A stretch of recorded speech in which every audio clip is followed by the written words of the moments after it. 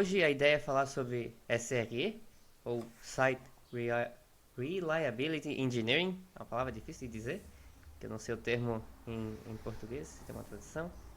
E eu sou o Alexandre, e o meu envolvimento com SRE é que eu fiz uma entrevista uma vez para ser SRE, mas fora isso, não tem muito o que adicionar. Bom, meu nome é Marcos, trabalho como desenvolvedor e estou aqui para aprender sobre SRE. É, eu sou o Amador Paim, eu trabalho como SRE, trabalho nessa função há pelo menos um ano e meio e tenho um background, né, que vem de tanto da parte de operações quanto de desenvolvimento. Legal. Eu acho que a gente pode começar falando sobre o que é um SRE e como é que surgiu, qual que foi a necessidade e que problemas que tende a resolver um SRE. É, o termo SRE ele surgiu no Google, né, como um grupo é, que cuidava de rodar softwares em produção. E essa a necessidade de se ter um grupo especializado para resolver problemas de produção sempre existiu, mas o termo SRE ele foi cunhado quando se começou a desenvolver práticas específicas de, de como rodar esses sistemas em produção, né? Então a gente poderia generalizar como um framework para a operação de sistemas em produção. E assim, o que um SRE costuma fazer? Que problemas ele costuma resolver? O time de SRE ele é um time de operações, né? Ele é o time que, se você buscar no passado, muitas empresas ainda usam esse termo, né? O termo de sysadmin, que é o termo de administrador de sistemas, que são aquelas pessoas responsáveis pela operação do software, que é data center e servidores e a, a, a parte de redes e servidores. Então, essa função, essa necessidade sempre existiu. E aí, com o passar do tempo, começou a se usar práticas de desenvolvimento de software e a partir daí começou a se falar muito no termo DevOps, que são pessoas que fazem a operação, mas que elas têm a capacidade de desenvolver software para fazer a automação, para diminuir, né, reduzir a quantidade de trabalho manual que você faz na operação desses sistemas. E o SRE, ele então tem um espaço nesse cenário porque ele é uma forma específica de se implementar DevOps. Então, DevOps ele entra como um conceito, né, como um conceito geral de que você deve automatizar e buscar fazer uma operação com o mínimo de intervenção manual possível. E o SRE é uma forma específica de fazer isso, né? É uma implementação do DevOps. Legal. Assim, se for olhar um pouco da história do Google, tu vê que uma das coisas que eles mencionam é que, na verdade, SRE é o que acontece quando você coloca um desenvolvedor para fazer trabalho de Ops, basicamente de operação. E, pelo que eu entendi, esse foi o resultado de que foi um desenvolvedor que, na verdade, ele decidiu fazer um time de operação do jeito que ele queria, tipo, como se fosse meio que um desenvolvimento. Os problemas de operação, né, eles são problemas que podem ser resolvidos de diversas formas, mas se você coloca para resolver um problema de Ops, né, um problema de operação, se você coloca lá uma pessoa que não tem um background de desenvolvimento, ela vai procurar da forma que ela pode como é que ela resolve aquele problema. Então, isso são intervenções manuais, de repente até a criação de alguns scripts para automatizar determinadas tarefas. Mas o que a implementação do SRE busca é trazer pessoas que são essencialmente desenvolvedores de software, são pessoas que olham para problemas com a visão de desenvolver softwares para resolvê-los, e essas pessoas são colocadas para resolver esses problemas de operação. Então, quando um SRE olha para um problema de operação, o processo mental é o processo de desenvolver uma aplicação, um software para resolver aquele problema. E é por isso que nos times de SRE a parte de desenvolvimento de software é tão importante, desde do período de entrevistas, porque vai ser importante no dia a dia do trabalho. Sim, vamos dizer que esse é o meu caso. Eu sou desenvolvedor. E se alguém me bota a fazer um negócio manual mais de uma vez, eu vou dar um jeito de automatizar aquele negócio. Vou fazer um script em alguma linguagem e na próxima vez eu não vou mais fazer manual. Eu vou dizer, ó, tá aqui, tu consegue fazer. É só rodar esse negócio. Eu tento evitar ao, ao máximo fazer trabalho manual, principalmente esses negócios que, tipo, na parte de desenvolvimento a gente tem a questão de testes e às vezes alguns setups e tal. Então, eu acabo tendo uma ideologia às vezes de SRE, eu acho, né? E não só isso, isso é o mais importante, mas quando você que tem o background de desenvolvedor de desenvolvimento de software, de engenharia de software, você tem a experiência de desenvolver projetos de software, você olha para um problema de Ops e não é só a vontade ou a necessidade de automatizar isso, mas é como que você vai automatizar isso. Esse é o sistema que automatiza aquela tarefa, você vai criar ele de uma forma que vai ser suportável, que vai ter todos os aspectos de qualidade de software em torno dele, que vai ser modular, que você vai conseguir expandir, que você vai poder escalar, porque você, como desenvolvedor de software com experiência nessa área, você vai criar uma arquitetura de software que é muito mais, digamos, profissional e muito mais preparada para um crescimento futuro. E o objetivo principal não é apenas automatizar, não que seja pouco, mas não é apenas automatizar, mas é também automatizar de uma forma que seja sustentável e preparada para o crescimento.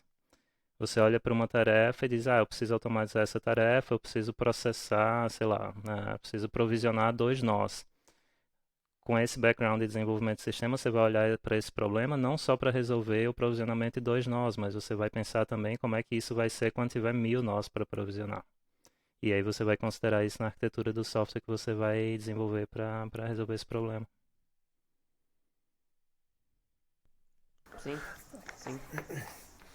Seguinte, antes você havia falado, né, sobre operação e sobre sysadmin, SRE, acho que são todos termos que a gente ouve bastante, né? E eu vinha muito tempo ouvindo falar sobre sysadmin, depois o DevOps e agora finalmente esse novo conceito de SRE, né?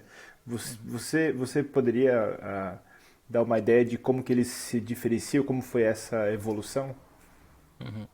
Claro, o termo de administrador de sistemas, ele normalmente não carrega ali uma conotação de desenvolvimento de software, né? Ele tem a necessidade em si, mas normalmente ele está vinculado com produção de scripts para automação das suas tarefas do dia a dia. Mas não é o foco da área, né? O foco da área de administração de sistemas é esse, administrar sistemas, é garantir que você tem lá um mecanismo de provisionamento de serviços e servidores, infraestrutura.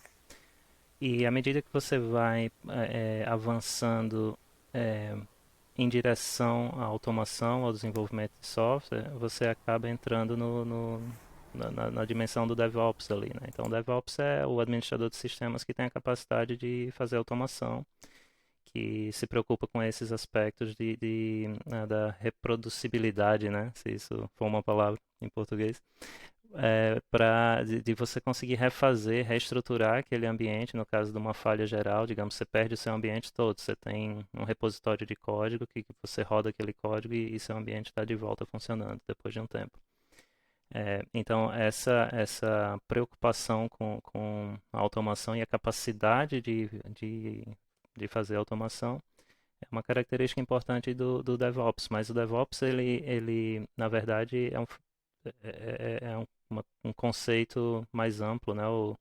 As práticas de DevOps, elas buscam reduzir os silos nas organizações, né? As barreiras entre times, essas barreiras que tem entre o desenvolvimento e a operação, entre a operação e a gerência, entre o desenvolvimento e a gerência. Então, é prática do DevOps reduzir essas barreiras que tem internas entre os times. O DevOps também busca aceitar a falha como algo normal, né? Eu lembro que no começo da minha carreira como sysadmin, quando acontecia um problema, ninguém sabia o que fazer, ficava todo mundo correndo louco, acordava todo mundo, ninguém sabia quem acordar. Então, o DevOps ele traz a normalização da falha, né? E o que é que isso significa? Significa que as falhas vão acontecer e você de alguma forma tem que estar preparado para elas. E você tem que saber o que fazer quando elas acontecerem. Então, uma outra prática introduzida pelo DevOps como framework é de que você deve implementar as mudanças de forma gradual. Porque se você faz pequenas mudanças com frequência, o impacto de cada uma dessas mudanças é muito menor. É muito diferente de você passar um ano sem atualizar teu software e daqui a um ano tu atualiza o software inteiro, tudo que tu desenvolveu em um ano. E aí vai quebrar um monte de coisa e tu vai passar mais sei lá quantos meses corrigindo tudo que quebrou. E com a mudança gradual você tem essa vantagem de que aquele pedacinho que mudou, pode ser que ele falhe, pode ser que não. Se ele falhar, você corrige. Se ele não falhar, você continua aplicando mais mudanças. E fazendo tudo isso, se beneficiando da ferramental de automação. Né? E para que isso dê certo, você precisa ter um foco muito grande em monitoramento e conseguir medir, conseguir mensurar a qualidade do trabalho que você está fazendo. Então, isso é DevOps, né? Esse framework que se preocupa com tudo isso que eu te falei. E o SRE, ele é uma maneira específica de fazer tudo isso que eu te falei. É uma maneira específica de fazer tudo isso que eu mencionei. E aí a gente pode voltar em cada um desses tópicos, né? Porque, por exemplo, para a parte de reduzir os silos na organização, reduzir as barreiras entre os departamentos. Então, o que o SRE faz é ter um processo estabelecido para compartilhar a quem é o dono daquilo, né? Você compartilha o controle que você tem sobre o software. Não é que o desenvolvedor é responsável por desenvolver e o SRE é responsável por rodar. Todo mundo é responsável por desenvolver um software de qualidade, todo mundo é responsável por rodar o software com qualidade. E como é que isso acontece na prática? Acontece na prática que o SRE olha no código do software e diz, isso aqui não está legal, isso aqui você vai precisar fazer de tal forma, isso você pode entrar em processo de revisão de código, você pode contribuir com patches para o software, você pode estar no fluxo de desenvolvimento, tanto quanto qualquer desenvolvedor. E o oposto também acontece. O desenvolvedor pode estar num ciclo de on-call rotation do time de suporte. Então, pode ser que, eventualmente, um desenvolvedor tenha que acordar no meio da madrugada porque tem um problema em produção. Então, esse shared ownership, né? De compartilhar a responsabilidade sobre o todo é o que reduz esses silos entre os departamentos. Então, é uma maneira específica que o SRE achou de implementar o que o DevOps traz como boa prática. E a gente vê esse tipo de implementação específica em cada um dos tópicos que eu mencionei. Aceitar a falha como normal, o SRE implementa algo importantíssimo, chave, né? Talvez o termo mais chave a gente vai falar mais sobre isso, mas os SLOs, que são os Service Level Objectives. E esse termo, ele representa a aceitação da falha como normal. É uma forma específica de implementar isso. É basicamente um mecanismo onde você define o quão confiável o seu software é. E se ele não for tão confiável quanto você objetiva que ele seja, você age a respeito disso. Você tem uma penalidade por não ser tão confiável. A penalidade é que você pare de desenvolver novos recursos e começa a dedicar tempo em melhorar a qualidade do software para que ele volte a ser confiável, pelo menos no nível que você espera. Então, essa é uma maneira específica de implementar, né, a aceitação da falha como normal e ter um processo em torno disso. E aí você tem a parte de mudanças graduais, que você pode, a gente no framework na implementação do SRE, é necessário que você faça continuous delivery, né, para que você tenha essa mudança gradual ocorrendo ali. E você faz isso para habilitar o time de desenvolvimento para se mover rápido, né? Para ele estar sempre desenvolvendo novas funcionalidades e você aplicando essas novas funcionalidades em produção o tempo todo. Então você consegue manter um ritmo rápido.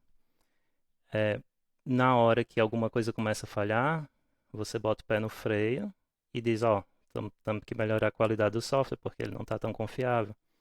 Então você aceita a falha como normal, você entrega com velocidade e você tem uma penalização quando o software se torna não tão confiável.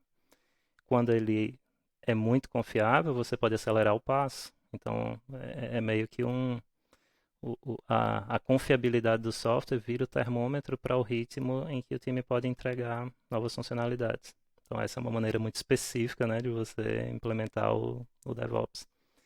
E, claro, você precisa medir tudo e fazer muita automação, mas o mais específico é que você precisa medir com muita precisão os indicadores que vão te dar aquilo que eu falei antes do SLO, os teus objetivos de serviço. Você tem que ter indicadores que você possa medir para que você consiga calcular se o teu SLO está dentro do esperado, se está abaixo, se está acima. E isso refletir o ritmo com que você entrega funcionalidades novas. Então essa é a relação. Assim, me parece, escutando todas essas informações, que realmente o cargo de SRE parece, um time no caso, parece uma junção de boas práticas que a gente vem escutando há bastante tempo, né? Continuous delivery, como você falou, suporte mais integrado ao desenvolvimento, né? Porque eu, em outros cargos que eu tive, isso era realmente um problema bem sério, assim, deu problema, chama alguém, não tinha nenhum plano, né, digamos, quando algo falhasse, né? Então, isso me parece, pelo menos do ponto de vista de quem já viu isso acontecer, que o SRE, basicamente, ele é um conjunto de boas práticas e pessoas que estão muito bem alinhadas com o produto, né? Uhum. Não sei se é assim que você vê. Faz todo sentido, faz todo sentido. Inclusive, esse compartilhamento da responsabilidade é chave, né? Porque, inclusive, no meu trabalho, uma coisa que a gente faz como prática, que é prática de toda a equipe de SRE, mas só para te dar um exemplo real do que eu estou falando, o time de desenvolvimento, quando ele tem um novo software que a gente está, que a gente vai fazer que a gente vai operar no nosso time, a gente nunca operou o software e ele tá chegando para a gente agora. Antigamente o que aconteceria era que o desenvolvimento ia jogar o software pronto no colo do time de Ops e diz, ó, roda isso aí que, né, boa sorte. E hoje o processo que a gente tem no time de SRE é que o time de desenvolvimento, ele precisa, a gente passa para eles um checklist de todas as características que o software dele tem que cumprir para que a gente aceite rodar esse software para eles. E, e a gente participa ativamente no preenchimento na checagem dessa checklist, né? A gente vai, né, de forma ativa discutindo com eles e olhando o software para ver se ele atende todos os requisitos. E a segunda fase, quando a gente começa a rodar esse software, a gente tem o time de SRE tem os turnos de on-call, né? Se tem um incidente em produção, alguém vai ser acordado e vai ter que responder para esse incidente. Nos primeiros 60 dias em que esse software está em produção, a pessoa que é acordada é alguém do time de desenvolvimento, não do time de SRE. Então, o time de desenvolvimento ele participa ativamente na operação do software e esse envolvimento vai diminuindo à medida que o software vai provando ser confiável e o envolvimento do SRE vai aumentando. Chega um momento que o SRE se torna completamente responsável por rodar esse software, mas depois dele ter provado confiabilidade, né? Depois dele ter comprovado confiabilidade. Enquanto isso, existe um compartilhamento, inclusive, na parte de operação, de quem que vai acordar para resolver esse incidente. Nos primeiros dias é o pessoal do desenvolvimento, depois de um tempo é um de cada time. E lá na frente vai ser só o pessoal do SRE. O SRE acordou, tentou resolver o problema e não está conseguindo, e é um bug no software e é urgente, ele liga para o desenvolvedor que tem que acordar e se juntar e participar daquilo. Então esse compartilhamento da responsabilidade é muito chave para que você consiga fazer isso funcionar, né? Sim, mas eu como desenvolvedor eu não gostaria de estar on call.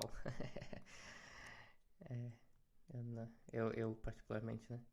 Mas Mas tem a uma gente. forma muito fácil disso acontecer, né? Até teu software não quebrar em produção. Tu faz um ótimo é- software, tu nunca vai acordar. é- exatamente. Só fazer um bom Não, trabalho e tudo certo? então, aí que entra um negócio que eu acho que é interessante, que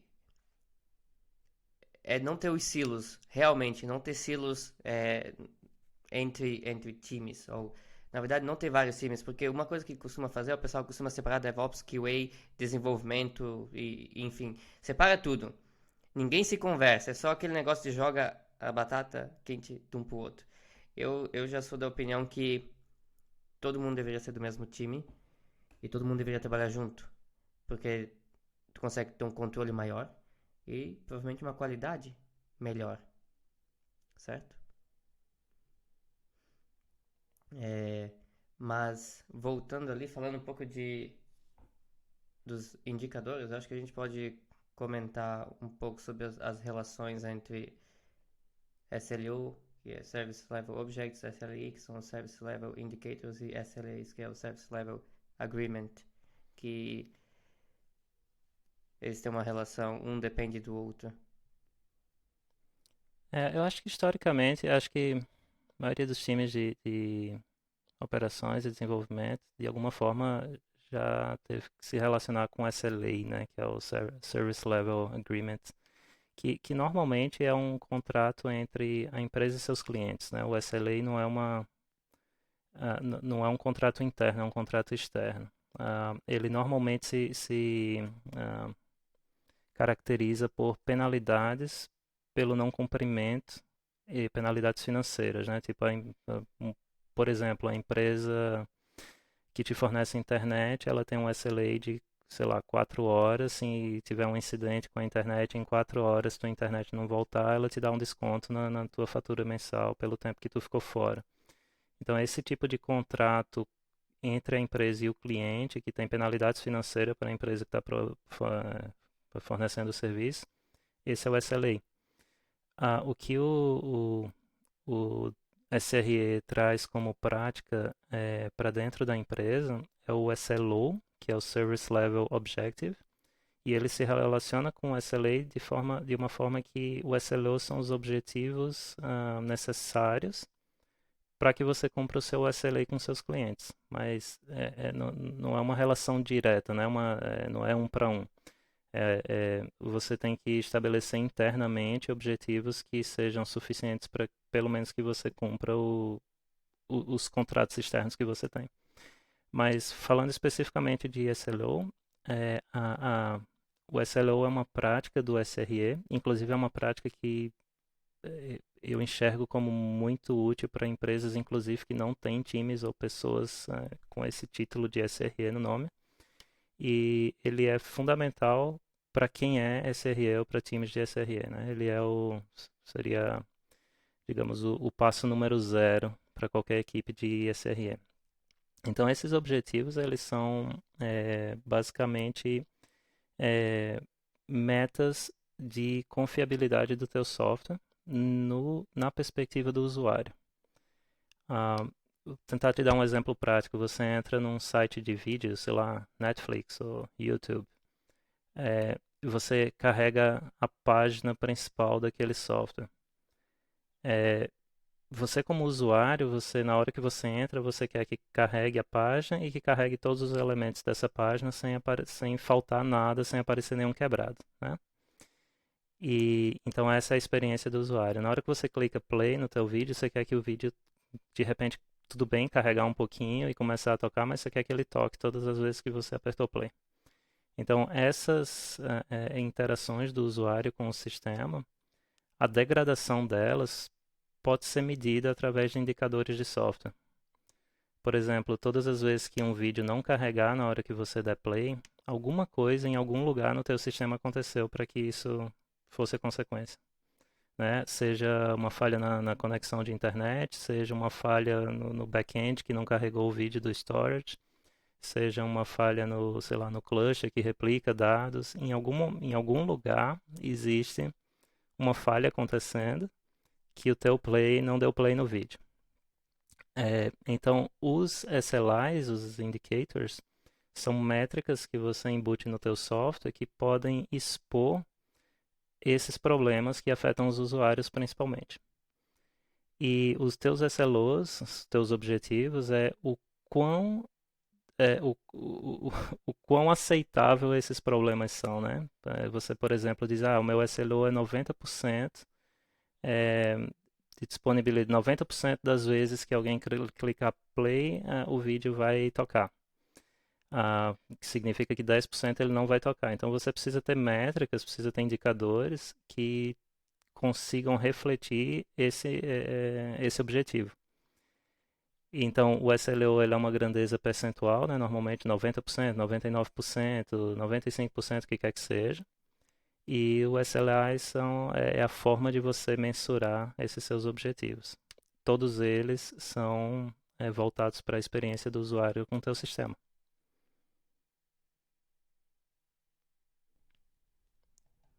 Legal. E na questão assim de SLI, SLIs, ou Service Level Indicators, quais que são assim os principais itens que são monitorados ou medidos, as métricas que são obtidas de aplicações, o que faz mais sentido para criar o meu SLO? Eu preciso de que métricas? É, então, partindo da experiência do usuário, você vai estabelecer os seus SLOs e como é que a gente chega nos SLIs, né? Que seria o terceiro passo nessa análise. Primeiro você tem que entender qual que é a interação do usuário com o seu sistema e qual é, o que é uma boa experiência para o usuário, o que é uma má experiência para o usuário, e isso varia de sistema para sistema. No aplicativo do teu banco, é aceitável para você gastar um dinheiro e tu entrar no aplicativo e não ter debitado ainda?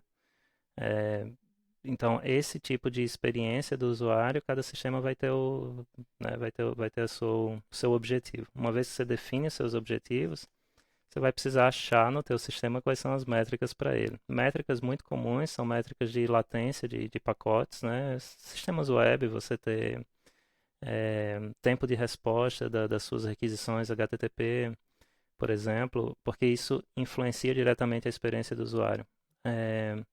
Existem artigos, pesquisas sobre experiência do usuário que dizem até 3 segundos para um site carregar é completamente aceitável para qualquer usuário. A partir daí, tem usuário que já começa a apertar refresh, tem usuário que já desiste do site.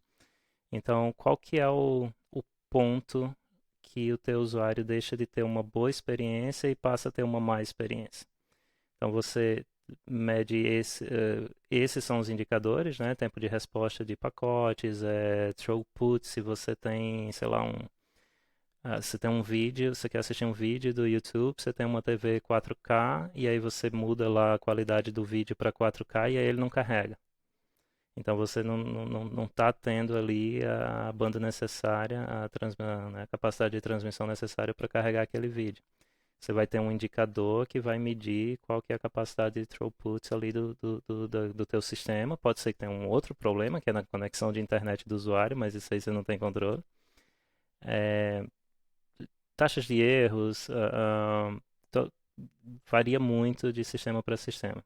Então não tem assim quais são os indicadores gerais não tem. Cada sistema vai ter indicadores específicos. Uma constante de indicadores que eu tenho visto é tempo de resposta de requisições HTTP é muito normal, porque hoje em dia tudo é um web service em algum lugar, e aí esses web services podem medir o tempo de resposta, pelo menos o tempo em que a requisição chega naquele serviço até a resposta sair daquele serviço, né? Por mais que ela passe por outros cantos. Então esses indicadores são bem comuns, mas pode ser qualquer coisa, de verdade. Se é um sistema de storage, você vai medir, sei lá, tempo de quantidade, capacidade de I/O de cada nó do teu storage, coisas assim. Legal. A gente falou aqui um pouco de indicadores, um pouco das diferenças entre SRE, DevOps e sysadmin, mas como que funciona um time de SRE? Quais que são os ciclos que se tem em um time de SRE? A gente pode olhar para isso de algumas perspectivas diferentes, né? Tem a perspectiva do ciclo de criação de um time de SRE. Uma empresa que não tem um time de SRE, como é que ela chega ao ponto de criar esse time e colocar isso numa engrenagem, né? Que tipo de profissional ela vai buscar no mercado e quais são as práticas que ela vai começar a desenvolver internamente para que ela consiga ter esse time de SRE funcionando. E aí, nesse aspecto o ciclo de criação de um time de SRE, você precisa estabelecer né, tem três princípios que você precisa começar a adotar. O primeiro deles é o do SLO, que a gente estava falando há pouco. Você pode, inclusive, adotar o mecanismo dos SLOs sem ter um time de SRE, né? Começar a pensar o que é a experiência do usuário, quais são os objetivos, e começar a criar indicadores e começar a medir esses indicadores e tentar fazer com que o seu software atinja esses objetivos. Mas o mais importante dos SLOs não é só que eles existam e que você consiga medi-los, mas que você consiga estabelecer mecanismos de consequências para quando você não atinge esses objetivos. Esses mecanismos de consequências, na prática, o que eles indicam é que você vai diminuir a cadência em que você libera novas funcionalidades no teu software. Então, veja, o time de SRE ele acaba tendo uma posição que precisa ser autorizada e precisa ter ali a assinatura, né, da gerência para dizer que o time de SRE pode dizer que o time de desenvolvimento, por exemplo, não vai liberar uma nova versão do software que tem funcionalidades novas. Essa é a consequência porque o software não tem sido confiável, o software tem quebrado muito em produção, tem ficado muito tempo fora do ar. E a gente sabe que a maior parte dos problemas de disponibilidade de software em produção é decorrência da mudança, né? Um software que você não muda quebra muito menos do que um software que você muda com frequência, que você libera novas versões. E aí você tem que diminuir a cadência em que você pode liberar novas versões de software. Por que você faz isso? Porque você quer que o time de desenvolvimento foque em melhorar a confiabilidade do software. Então, o time de SRE tem que ter o poder e a autonomia para dizer para o time de desenvolvimento, esse sprint você não vai trabalhar em funcionalidade nova, esse sprint você vai trabalhar em melhorar a qualidade do software, corrigir bug e resolver problemas de confiabilidade. Então, na hora que você estabelece as consequências para os SLOs que não são atingidos, você começa a ter uma fundação, né? Começa a ter ali uma base muito importante para um time de SRE, que é o SLO com consequências, né? Esse é o primeiro tópico, assim, do ciclo de vida de um time de SRE. A segunda parte é você ter no time de SRE tempo reservado para automação. Não adianta você rodar software em produção e todo problema que der você vai lá e resolve manualmente. E Você não faz nada em termos de automação para que no futuro, quando isso acontecer de novo, você não tenha que fazer a mesma coisa, né? Então, a automação ela é muito importante nesse sentido, para você não ter que refazer algo que você fez manualmente. Então, existe uma regra de ouro assim no time de SRE que você tem que dedicar pelo menos 50% do seu tempo para desenvolvimento de software. E ao fazer isso, você garante que você consegue tornar o amanhã melhor do que ele foi hoje, né? Acho que esse é um dos princípios. O dia seguinte tem que ser melhor no sentido de menos interações manuais do que o dia atual. E o terceiro ponto desse ciclo de vida é você ter a capacidade de gerenciar a sua própria carga de trabalho, você poder é, escolher quais os produtos que você vai rodar em produção. E aí você só roda aqueles que são confiáveis, que atingem o seu checklist, aqueles que o time de desenvolvimento está envolvido com a operação. Então, existe também essa autonomia no sentido de você dar todo esse benefício em termos de operação, mas você também tem autonomia de escolher a sua carga de trabalho e não só escolher, mas priorizar a sua carga de trabalho. Então, quando você tem eh, esses três fundamentos, você completou um ciclo que basicamente viabiliza a criação e a manutenção de um time de SRE na empresa.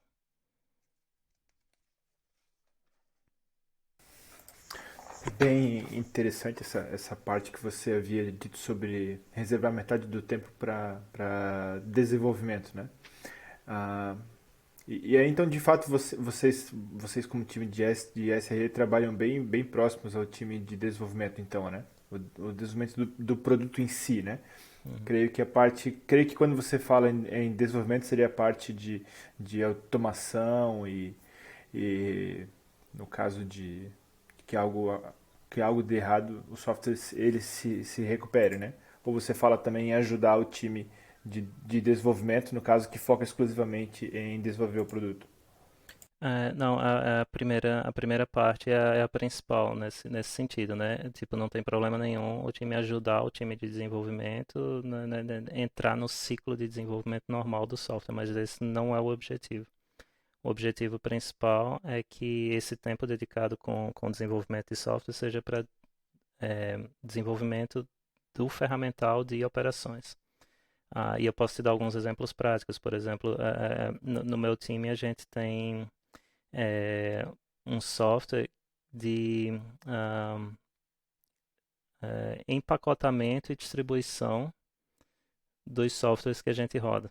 Então, os times de desenvolvimento estão lá criando seus softwares e, em última instância, esses softwares vão virar imagens de containers, porque a gente roda tudo isso em sistemas de containers.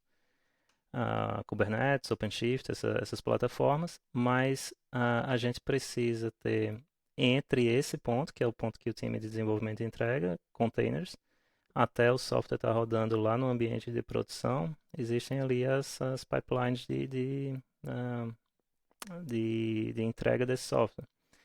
E dentro dessas pipelines, dentro desses mecanismos de distribuição do software, a gente precisa, por exemplo, implantar mecanismo de Canary Deployment.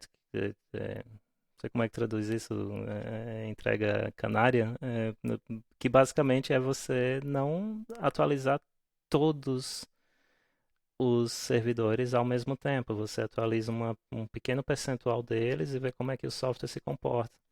Então você precisa ter ali um mecanismo em que você primeiro instala essa atualização nesse ambiente, né, distribui essa atualização.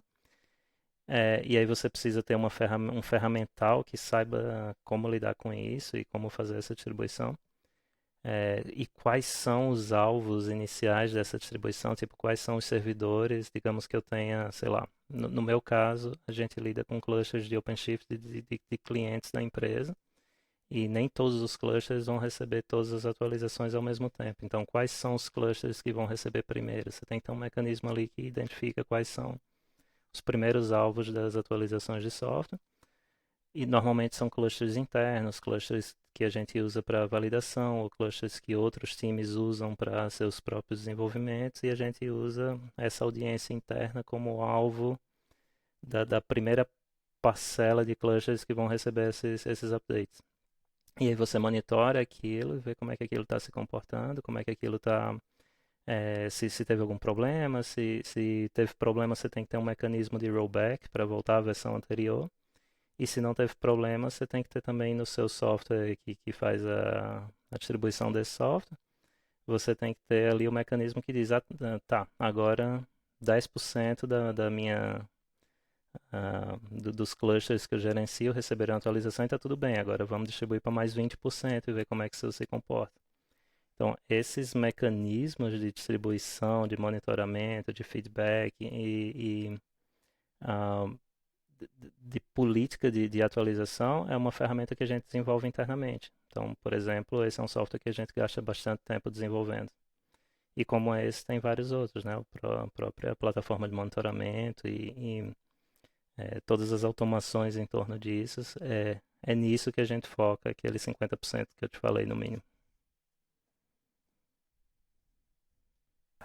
Certo, de fato precisa ter bastante ah, tempo gasto nessa parte de automação e ferramental, porque é disso que se trata, né? Quando se tem problemas e tudo mais, tem que ter um ferramental que de fato se adeque a se recuperar de problemas, né? E aí, você disse então que vocês gastam bastante tempo com ferramental. E a parte de testes, assim, vocês dividem os testes entre o time de SRE e o time de desenvolvimento? Ou tem alguém que é mais responsável ou menos responsável, digamos, por isso, né? Creio que o desenvolvimento faça os testes, né? Mas creio que vocês também investam tempo em testes e também verificar se o time de desenvolvimento seguiu boas práticas, né? Eu acho que a gente tem sorte de ter equipes dedicadas a testes, então, da forma como acontece na Red Hat, é que você tem ah, o time de desenvolvimento fazendo unit tests, integration tests, né, os testes de software em si. Você tem uma equipe de QA que vai fazer a homologação desse software em termos de testes e também criar regression, teste de regressão. Então, quando você tem um bug em produção e você consegue resolver esse bug, você tem que criar um teste para garantir que esse bug não vai acontecer de novo no futuro. E quando o software chega com uma versão candidata de release, essa versão candidata já passou por tudo isso. Então, o que a gente faz é criar ferramentas que checam se todos os pontos de teste foram executados com sucesso. Só por uma questão de verificação, né? Que esse software foi feito a homologação pelo QA, que esse software passou todos os testes unitários, passou todos os testes de integração. Então a gente faz ali um gatekeeping, né? A gente garante que o software que está indo para a produção atingiu todos os requisitos em termos de teste. Os testes que a gente cria como SRE, como parte desse processo, são testes de conformidade, né? Todo software que vai para produção, o container que roda lá no cluster de OpenShift, ele tem que ter pelo menos 3 réplicas. Então a gente roda uma validação que checa que tem 3 réplicas de container naquele serviço específico. Cada uma dessas réplicas precisa rodar num nó de uma região separada do provedor de cloud. Então a gente tem um teste que valida que essa configuração está efetuada. Então todos os testes que a gente faz nós mesmos são testes de conformidade, né?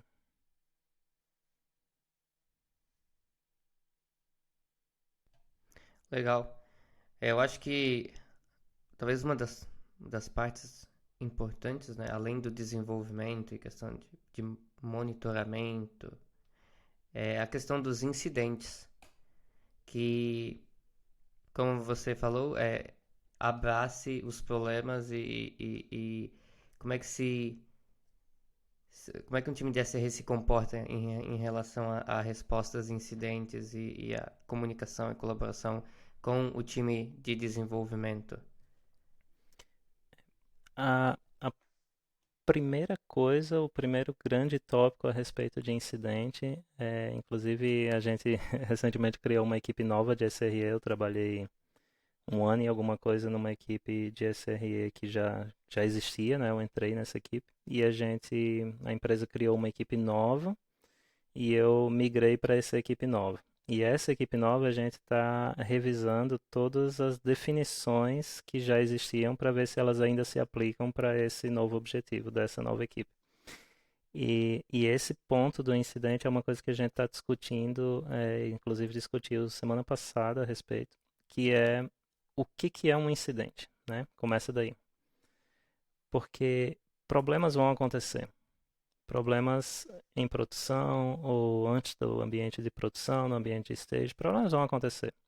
Às vezes tem lá uma pipeline da tua CI que falhou por algum motivo e o software não foi entregue. Isso é um incidente ou não é um incidente? Por que isso é importante, né? Primeiro, é importante porque quando você declara um incidente dentro da implementação do SRE, declarar um incidente significa iniciar um processo de resposta a incidente que envolve esses tópicos que você falou, envolve ter uma pessoa dedicada a fazer a comunicação, então você tem que ir lá na status page da sua empresa e dizer, o sistema tal está fora do ar, você precisa mandar um e-mail para as pessoas, né, relevantes que precisam saber que tem um incidente aí que está ocorrendo. Você precisa de repente acordar alguém que é especialista naquele assunto, que vai te ajudar a resolver aquele incidente. E você precisa começar a escrever um documento que é o RCA, que é a análise de causa raiz, né, que você vai juntar ali todas as informações, inclusive com a timeline do que aconteceu, tipo, como é que começou um incidente? Chegou um alerta e esse alerta ocasionou uma chamada no telefone da pessoa que estava de on-call e essa pessoa acordou e ligou o computador e conseguiu olhar para o incidente a tal hora, tantos minutos aqui da madrugada. E a partir disso, aconteceu isso, então você começa a destacar ali quais são os fatos importantes que aconteceram, né, no decorrer do incidente, como é que foi a investigação, como é que o problema foi mitigado, porque muitas vezes pode ser que você mitigue o problema sem resolver o bug, né? Fiz um rollback da versão que foi feito o deployment mais cedo, fiz o rollback e o problema desapareceu. Então essa é você mitigou o problema, mas o bug está lá. Na hora que tu subir o software de novo para a versão, ele vai dar o problema de novo. Então você tem que, feito todo esse procedimento de análise da causa raiz, você vai documentar tudo isso e você vai, depois que o problema for mitigado, que você, né, não tiver mais com isso em produção acontecendo, você vai reunir as pessoas do departamento de SRE e do departamento de desenvolvimento, com gerentes e com todos os stakeholders lá daquele sistema. E numa reunião você vai apresentar qual foi a investigação, qual foi a solução, como é que você mitigou o problema e o que é que foi feito de fato para que o problema fosse corrigido. Então, parte da resposta do incidente é você conseguir definir e executar tarefas corretivas. E então você tem que garantir que essas tarefas corretivas foram realmente executadas e que esse problema, né, não vai acontecer no futuro. É, essa essa definição do que é um incidente, e aí você pode definir, sua equipe de SRE pode definir isso internamente, mas o mais comum é que se entenda que um incidente é algo que afeta os usuários, né? Algo que afeta a experiência do usuário com o teu sistema, e isso é um requisito para que seja um incidente. Qualquer que seja o usuário, pode ser um usuário interno, inclusive, não precisa ser um cliente da empresa, mas qualquer usuário que seja afetado pela disponibilidade do serviço. Ou um problema que envolve vários times para ser resolvido, mesmo que não esteja afetando usuários, mas é um problema que o usuário não está vendo, mas você sabe que está acontecendo, né? Você tem um sistema que roda em 3 regiões, tem uma região que está fora do ar, tem duas que estão funcionando, os usuários não estão percebendo, mas tem uma terceira região lá que está em problema. E aí você precisa de várias pessoas envolvidas, ou que você também não consegue resolver em muitas horas. E aí você estabelece um limite de horas. Se um time só estiver envolvido por mais de 4 horas, você pode declarar um incidente. Se mais de um time estiver envolvido por mais de 1 hora, você também declara um incidente. Ou se estiver afetando o usuário, você declara um incidente. Então, essa pode ser a sua política de declarar o que é um incidente. Por que que isso é importante? Porque na hora que você declara um incidente, tem todo um processo, né, de começo, meio e fim, que você tem que gerenciar, comunicar, analisar, fazer reuniões depois, definir ações corretivas e executar essas ações. Então, esse mecanismo de resposta a incidente, ele é chave e ele faz parte daquele é, conceito de aceitar falhas como normais, né? Elas são normais e você tem que ter um processo para que você sabe o que fazer quando elas acontecem. Sim, eu aqui pensando, eu acho que a questão do monitoramento pesa bastante para incidentes, porque às vezes tu consegue minimizar uma catástrofe.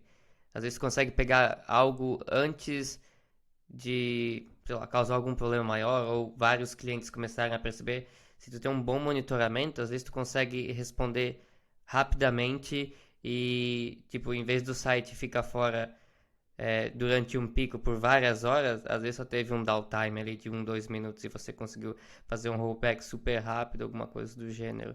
Então também acho que também entra a questão de talvez um pouco de automação em fazer algumas coisas para ter o auto healing, né?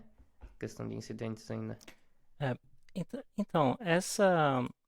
E aí é que entra bastante atenção na definição dos SLOs com consequências, porque pensa só, você tem um SLO, vamos colocar aqui, por exemplo, 99,9% de disponibilidade do teu site. Digamos que você tem um site, vamos dar um exemplo bem conhecido, o site de buscas do Google. Você entra lá google.com e aparece uma caixinha de busca e um botão, ou dois, né? Tem aquele estou com sorte.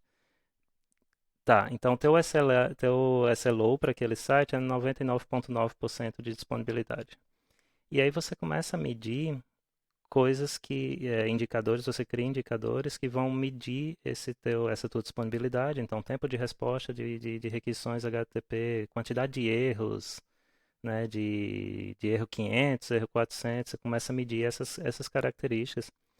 E quando você começa a ver uma alteração nesses padrões, né, você começa a ver que esses indicadores estão desviando daquilo que seria o normal para o site estar funcionando bem, você já pode alertar seu time de SRE dizendo, ó, tem alguma coisa aqui que não está indo bem. Quantidade de erros de HTTP subiu 20% nos últimos 15 minutos. Qual que é o teu objetivo com isso? O teu objetivo é que o teu usuário não perceba que esse problema está acontecendo, mas que você já saiba que tem alguma coisa indo mal.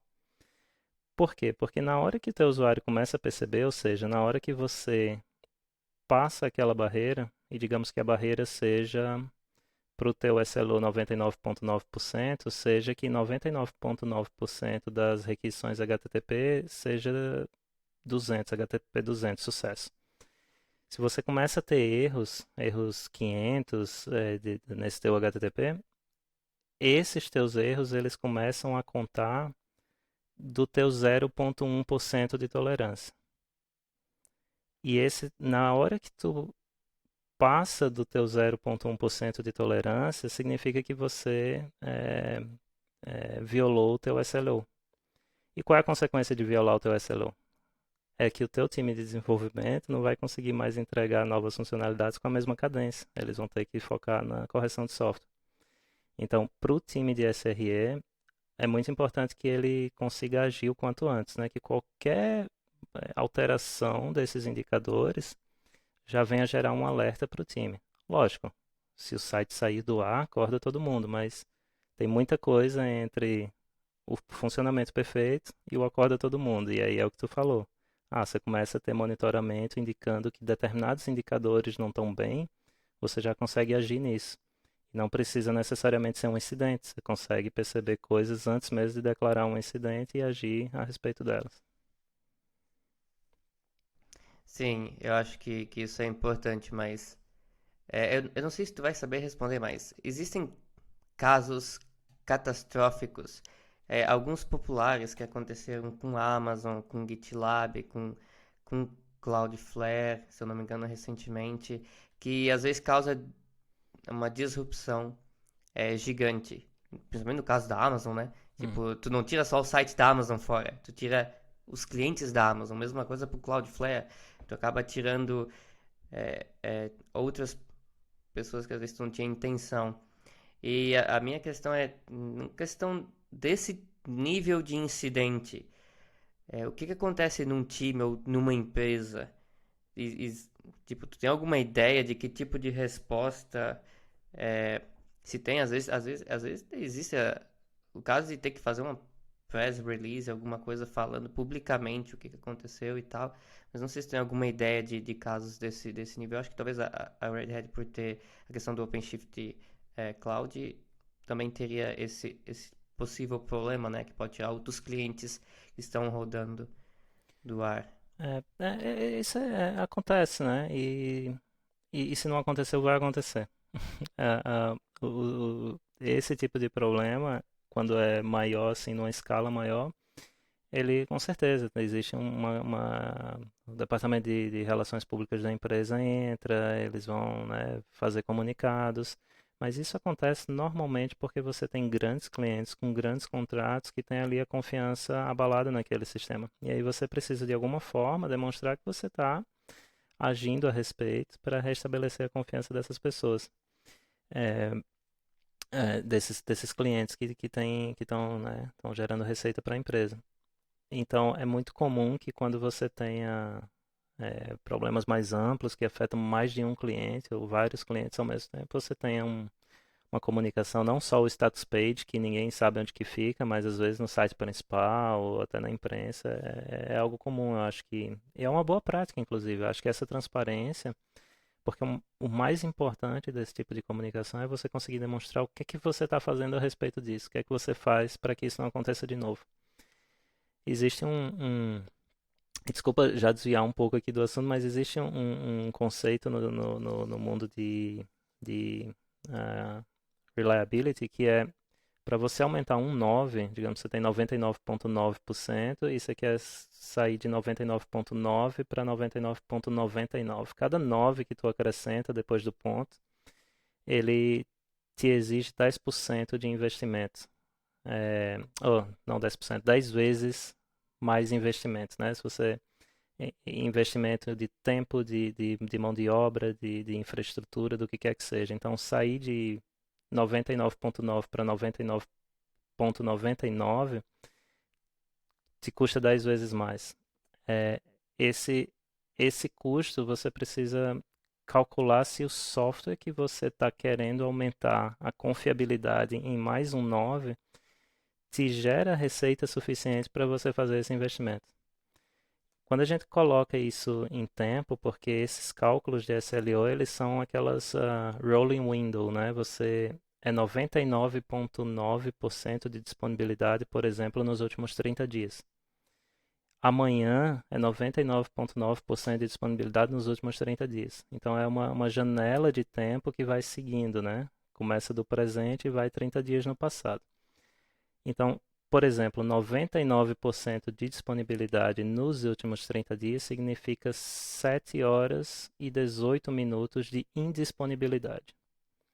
Então, se em 30 dias você não teve 7 horas e 18 minutos de indisponibilidade, você está bem, né? Se você teve menos que isso, né? Agora, se a tua indisponibilidade é maior que essa, você começou a violar o teu SLO. Aí digamos que eu queira sair de 99,99 para 99,9. Eu vou sair de 7 horas e 18 minutos de indisponibilidade para 43 minutos por mês de indisponibilidade.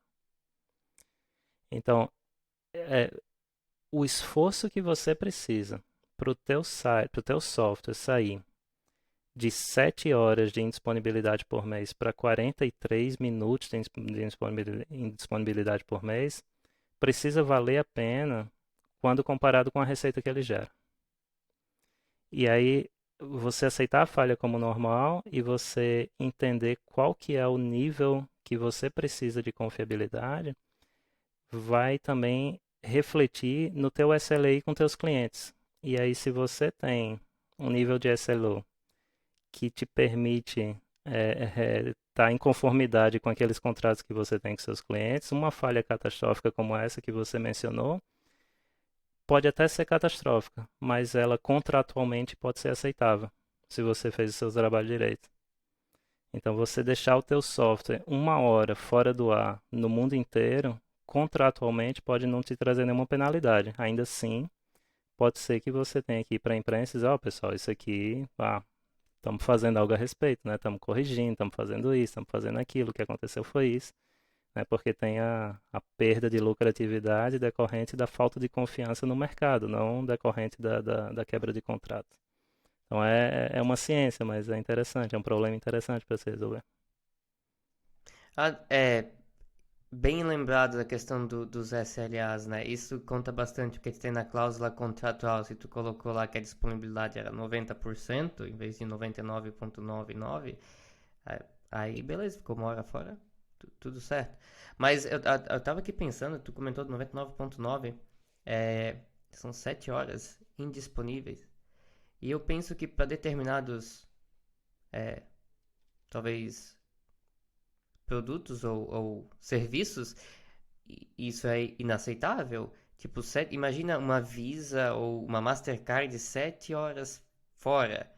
É inaceitável? Acho que o mesmo vale talvez pro Google, mas se for um blog ou um site de viagens, alguma coisa talvez não lida tanto com dinheiro, é, num nível de milhões de requests ou milhões, bilhões de dólares reais por segundo, talvez não seja tão catastrófico, mas pensar que os serviços da Google, alguma coisa, 7 horas tipo, por mês podem estar indisponíveis, causa um certo constrangimento, eu acho, certos E aí problemas como é para que... quem usa, né?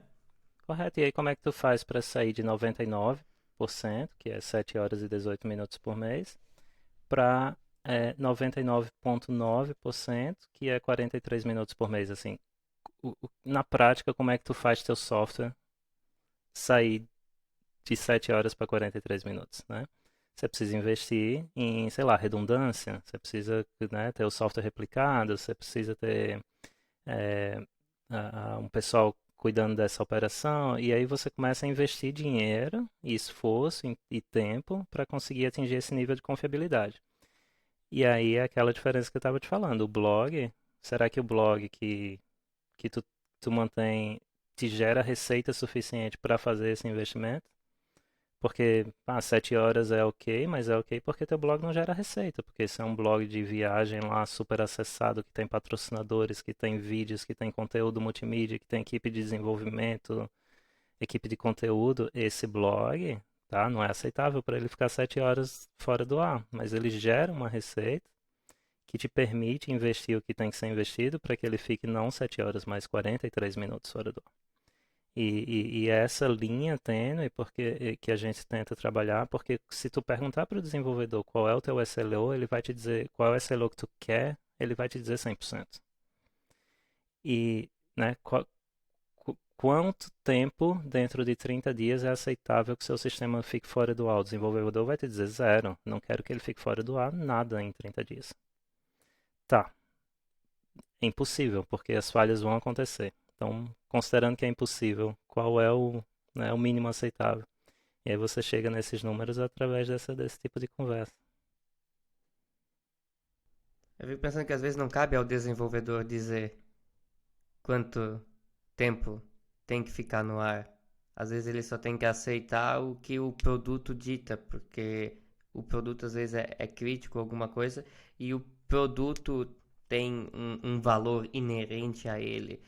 E às vezes os desenvolvedores, a equipe de SRE, todo mundo tem que trabalhar em cima daquilo que às vezes o mercado necessita para aquele produto. E esse é o link com essa lei, né? Se você tem a sua empresa assinando contrato com seus clientes, que o sistema, a partir de, sei lá, 2 horas, qualquer incidente a partir de 2 horas de indisponibilidade, você já começa a ter penalidade financeira para a empresa. Você começa a pensar nos SLOs que você precisa para atingir esses, né, para cumprir esses SLAs que você tem. Sim, vamos dizer que é um tópico bem interessante, um tópico bem quente. Hum. A questão de incidentes e como lidar com eles. A gente falou bastante sobre várias características, né, vários tipos de conhecimento que um profissional de SRE ele precisa ter, né? E digamos assim, eu sou um desenvolvedor, eu sou um sysadmin e eu quero ser um SRE. Você teria algumas dicas? E também quais características fazem o profissional um bom SRE? É, esse é um tópico muito interessante, porque a cultura, né, do SRE, ela é uma cultura que vem se disseminando, ela nasceu dentro do Google e outras empresas têm adotado as práticas dos times e contratado profissionais. É, e é comum a gente imaginar que se você trabalha como DevOps, que você faz a parte de, né, de automação e aquelas boas práticas que a gente mencionou antes, é, que é a mesma coisa de você trabalhar dentro da implementação de SRE. E como a gente viu aqui, a implementação específica do SRE tem alguns pontos-chave, né? A questão do SLO com consequências, a questão do tempo dedicado ao desenvolvimento e a necessidade que se há num time de SRE que os profissionais que estão ali naquela equipe, eles tenham uma visão de desenvolvimento de software sobre os problemas de operação. Então, dito isso, como que é o profissional de SRE, né? Ou mais especificamente, que tipo de profissional a gente procura quando a gente está contratando pessoas para nossa equipe? A gente procura basicamente pessoas que tenham um background muito forte em engenharia de software, que tenha experiência e que tenha capacidade de desenvolver software de qualidade. É, uma questão interessante é o seguinte: o que é software de produção para você? A gente tem esse termo production grade software. O que é isso para vocês? Dependente para quem você perguntar, vai dar a resposta diferente. E, e é muito fácil você observar esse tipo de background em desenvolvimento de software quando você pergunta o que é production grade software para uma pessoa e ela diz, um software que está testado, que né, tem funções bem separadas, que podem ser testadas de forma independente, que é bem documentado, que é modularizado. Então, essas questões de qualidade de software, elas são muito importantes para alguém que quer trabalhar na parte numa equipe de SRE. Mas não só isso, porque para que a gente consiga cumprir os SLOs, a gente precisa de muito monitoramento. Os indicators, eles são, na prática, plataformas de monitoramento de software. Então, você precisa fazer com que o software exponha métricas a respeito do seu funcionamento e você precisa ter também software que vá ler essas métricas e agregá-las e visualizá-las. Então, a gente precisa de background em engenharia de software, monitoramento de software e, obviamente, essas pessoas vão rodar software em produção. Então, precisa ter algum tipo de background em operações. Background de sysadmin, né, rodar software em produção. Na literatura, se você pegar, o Google tem alguns livros publicados a respeito do assunto, porque eles promovem essa prática como uma prática importante para você conseguir rodar serviço em produção em escala. Se você pegar os livros do Google, eles dizem que no Google, um SRE ele é contratado no mesmo processo de um engenheiro de software, não tem diferença. Você passa os mesmos passos que qualquer engenheiro de software do Google passa. Então, uma boa parte dos SREs são engenheiros de software que passaram 100% dos skills de engenheiro de software. Aqueles que não são tão bons engenheiros de software, ou deixa eu, né, botar colocar de forma melhor, aqueles que não atingem os critérios do Google para ser contratado como engenheiro de software, e ainda assim são contratados como SRE, eles têm uma contrapartida que é na parte de operações. Normalmente conhecimentos com Linux ou com networking, né, a parte de infraestrutura. Então você consegue, para o Google, você consegue compensar alguma deficiência ali no background de engenharia de software com conhecimentos na parte de operação. E esse é o tipo de profissional que eles contratam. Na Red Hat, a gente tenta seguir essa mesma pegada, assim, a gente procura contratar gente que tenha um background muito forte em engenharia de software, mas também na parte de operações, de Kubernetes, de OpenShift, então, e na parte de monitoramento. Então, a parte de operações junto com a parte de engenharia de software, junto com a parte de e você vê que é uma combinação que não é muito comum, né? Tipo, não é tão fácil achar profissionais que tenham se dedicado em desenvolvimento de software, em operações, a fundo, no mesmo nível, né? Sempre vai ter diferenças entre essas duas áreas. Essa foi justamente a minha dúvida, porque, pelo menos no meu caso, eu sou péssimo nessa parte de sysadmin, de serviço, de rodar coisas e setups e tudo mais. Sempre para mim isso é algo complicado. Então era essa justamente a minha dúvida, porque quanto mais o tempo passa, mais a gente vai adicionando tecnologias, né? Cloud, Kubernetes, isso tudo vai complicando a parte de operações, né? Vai ficando mais complexo, né? Então essa é justamente a minha dúvida e você confirmou que realmente é uma gama de conhecimento muito grande para agregar no mesmo profissional, né? E aí o que acontece é que você acaba tendo que criar mecanismos internos para contratar profissionais que tenham uma capacidade muito grande numa dessas áreas e não na outra, para que depois que ele entrar, ele consiga chegar no nível que você precisa de todas essas áreas. Então, existe também a questão do treinamento interno para fazer a pessoa chegar lá, né? Sim, eu só queria fazer um comentário que tu mencionou dos livros do Google, Hum. que eu acho que são bons livros, ou boa leitura, né? Para quem tiver interesse, é só acessar sre.google, que lá vai ter um monte de informação sobre a SRE, inclusive os livros escritos por funcionários do Google. Acho que um foi até o cara que começou o time de SRE. Então, eu acho que a conversa de hoje foi bem bacana. Não sei se quer deixar uns últimos comentários, algumas coisas dos teus contatos, caso alguém queira entrar em contato, alguma coisa. Sim, claro. Bom, agradeço demais. Muito bom conversar com vocês. Vocês conseguem me achar pelo LinkedIn, Amador Paim, Paim com um H no meio. Ah, também meu e-mail, amador@paim.org, mesma forma, Paim com um H no meio. E é isso aí.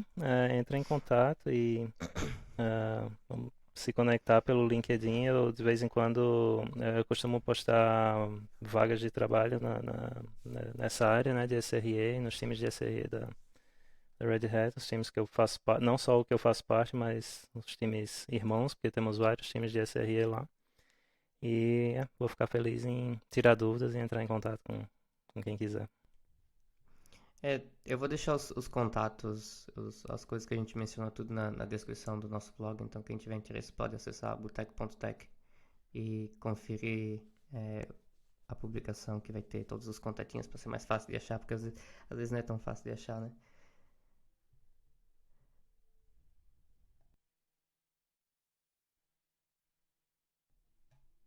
Marcos, falar algo? Então, eu tenho o meu Twitter também, que é o Marcos Souza, se alguém quiser entrar em contato, no meu LinkedIn também, creio que seja o mesmo handler. E tem o meu blog também, que é o mpdesouza.com, onde eu posto algumas coisas que eu faço de software livre, um pouco de BTRFS, e eu acho que é isso. Qualquer coisa pode entrar em contato e. Yeah, é isso. Eu acho que o meu handle no Twitter é ALXVicenzi, mas vai estar na descrição do blog, é mais fácil, porque eu escrevo sempre errado. É difícil achar. E no LinkedIn é meu nome completo, então só pesquisar pelo meu nome, Alexandre Vicente. Eu acho que por hoje seria isso. Acho que foi muito bacana a conversa, aprender mais sobre o, o que é ser um SRE e como é um time de SRE. Eu acho que se assemelha muito a um time de desenvolvimento em muitos aspectos, ou as boas práticas do SRE deveriam ser aplicadas aos times de desenvolvimento, né? Mas legal. Agradeço a participação do Amador e do Marcos. Foi bacana o bate-papo. Isso aí, pessoal. Muitíssimo obrigado. Prazer imenso estar aqui com vocês. Valeu, obrigado.